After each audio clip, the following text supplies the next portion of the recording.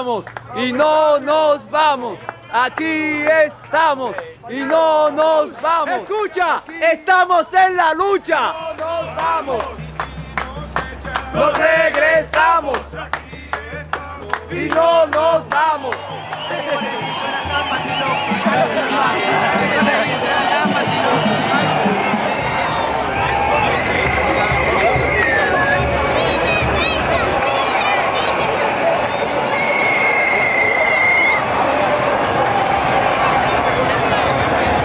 Okay, let me give you a good one. Now hold on this way.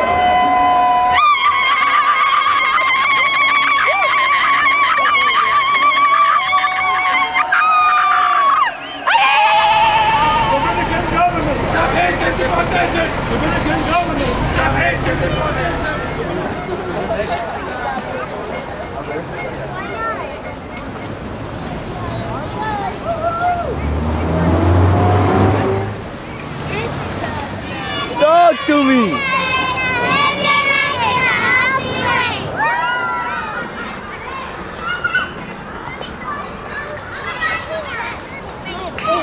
Maybe the idea would be to get away from them, so let's hurry. Come on.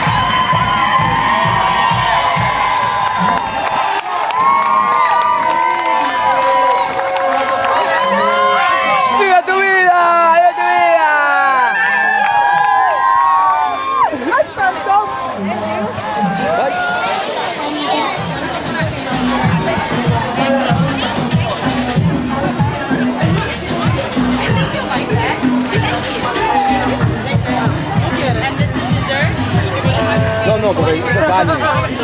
Yo lo que tengo es sed. Nada, sé que me estoy muriendo. Thank you. Thanks so much. What is this? Macaroni, pasta. No.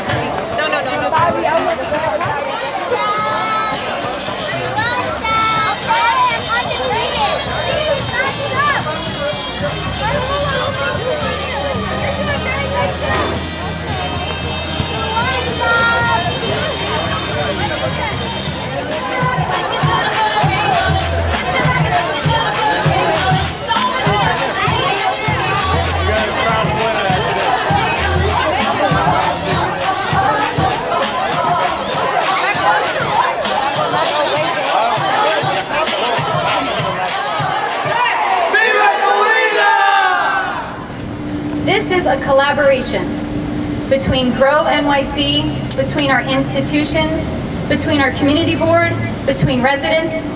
There are simply too many people for me to thank, so I thank you all.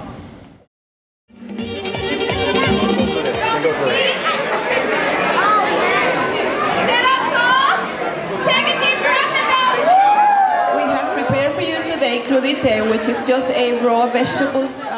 5, 6, 7, forward, 1, 2, 3, back, 5, 6, 7, forward, 1, 2, 3, back.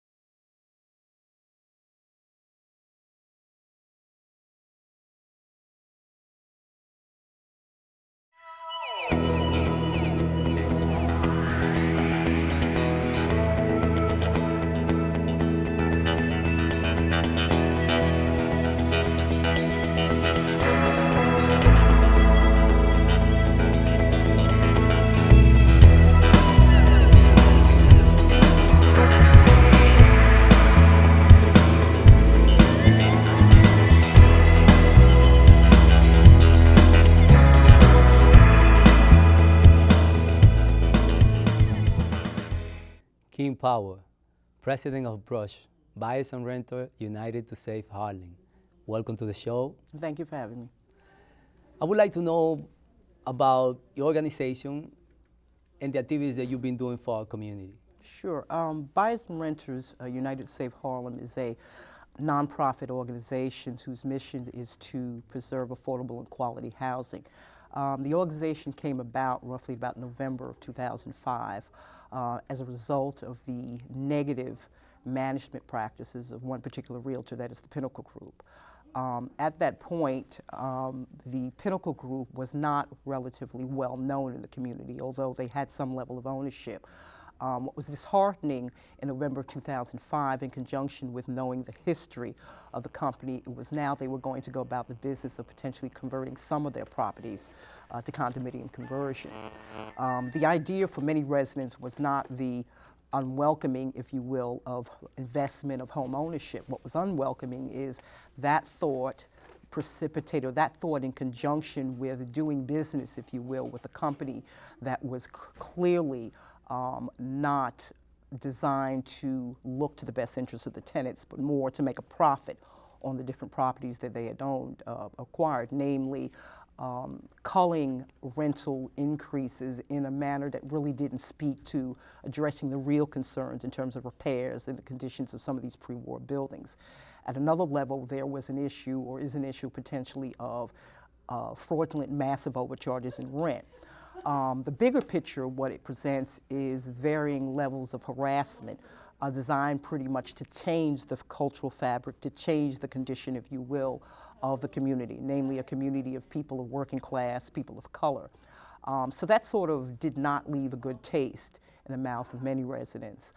And we as an organization made an attempt at many levels to not only just reach out to tenants, educate tenants on the level of knowing what their rights were, we also made an attempt to work with the company to begin the process of engaging them in the idea that in designing this concept of affordability, and designing and promoting their concept of buying, in it they had to sort of embrace the idea that they were dealing with a class of people within which the income was not there to support some of the things, support the dollar amount that they were asking for some of the units that they're selling.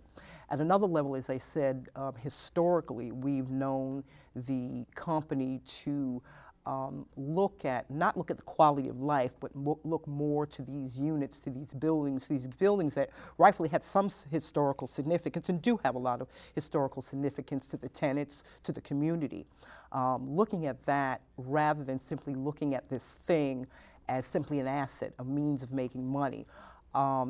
Right now, as we speak, this past September, we held 2 housing seminars, again, just with the idea of educating tenants. We are now going to move forward as an organization with the hopes of bringing the Pinnacle Group, companies like the Pinnacle Group, back to the table and try to address the community side, because I think it's an insult to suggest that the community has not been there. One of the remarks that was made was that, quote unquote, you lost Harlem. In fact, quite the contrary. We stuck around through the good and the bad. So what we want to sort of offer to the investors that come into the community is hear what the people have to say, know what it is that they want, what their needs are, and not make assumptions about what their needs are and what their wants are. So that's important. That's an important part of the whole process, is to get investors to understand what the needs of the communities are, what the desire of the communities are, and not make suppositions or assumptions about what it is that they should have, because certainly there is a need for change.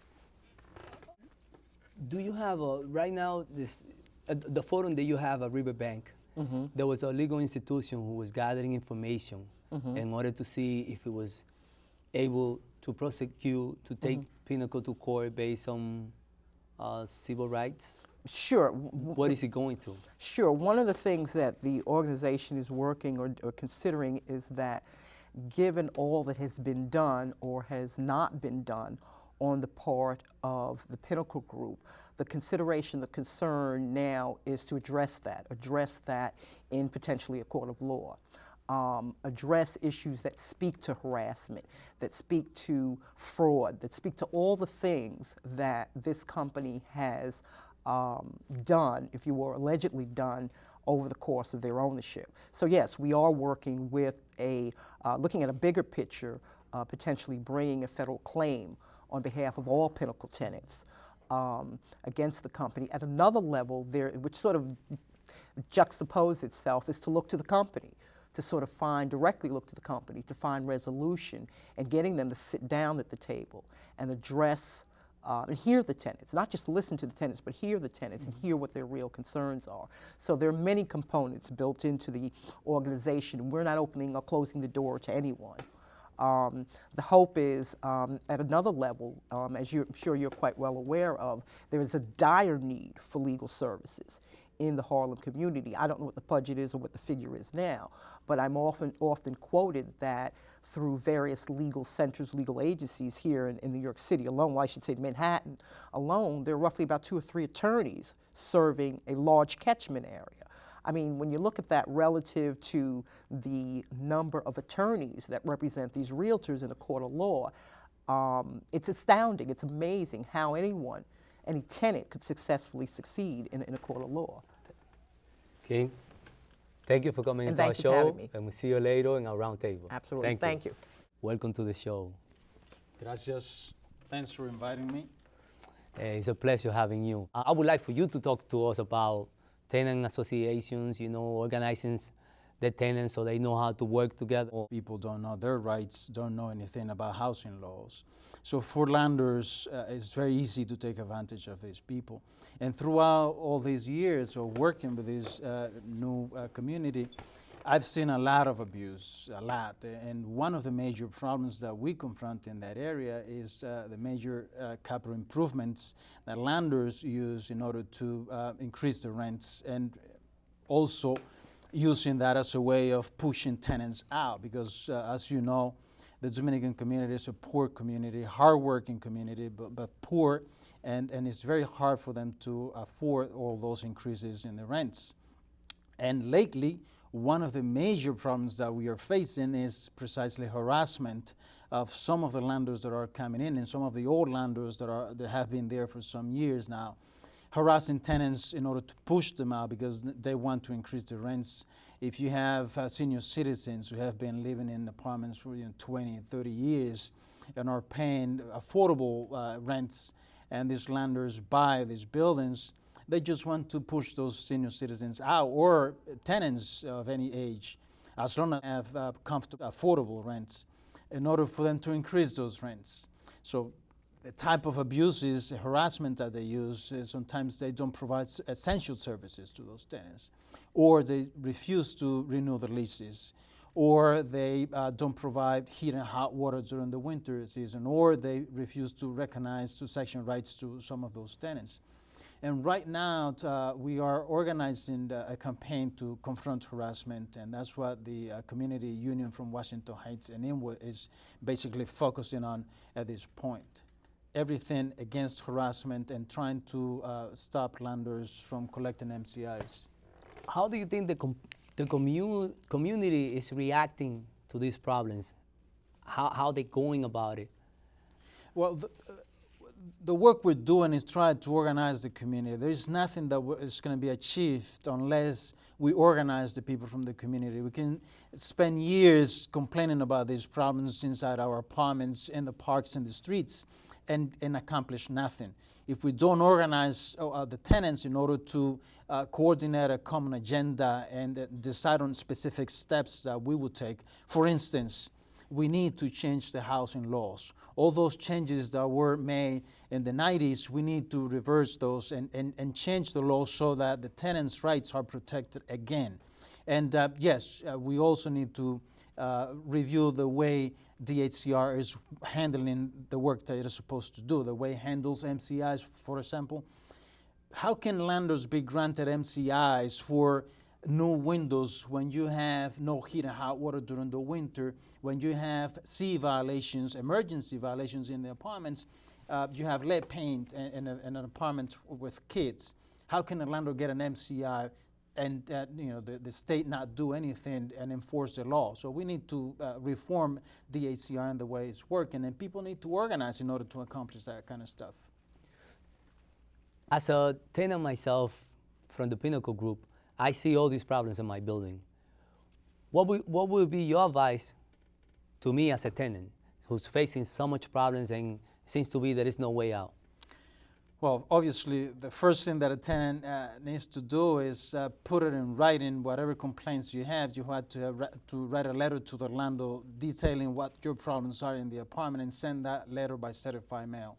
It's a requirement that you do so that you have proof that the landlord knows about these problems. And once you have sent that letter and you get your return receipt back, then you're free to start an HP. You're free to apply for rent reduction, because you can apply for a rent reduction based on that reduction of services. The same way that the landlord can apply for a rent increase because of an MCI, the same way you can apply for a rent reduction if the landlord is not providing essential services to you. And once you have that going on, so you can even start a rent strike, or you can start an HP in housing court. But first you have to notify the landlord by certified mail. How do you go about forming a tenant association in your building? Usually the way it happens is that someone hears in the area that we are there providing services to the community, and they come to us. We have these monthly workshops. If you can't come to our agency, what I suggest is that you talk to your neighbors. Usually you know